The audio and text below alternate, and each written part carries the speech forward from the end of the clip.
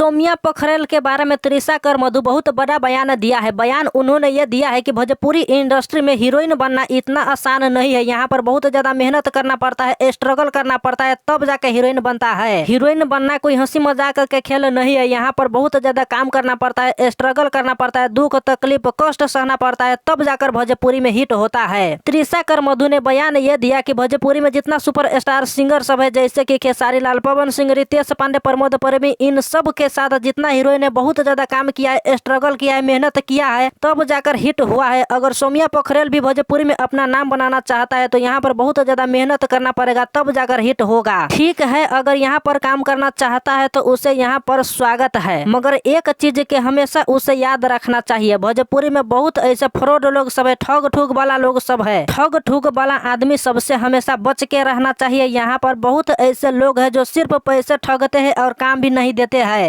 ऐसे लोग से बचकर तब भोजपुरी इंडस्ट्री में काम करना सही रहेगा।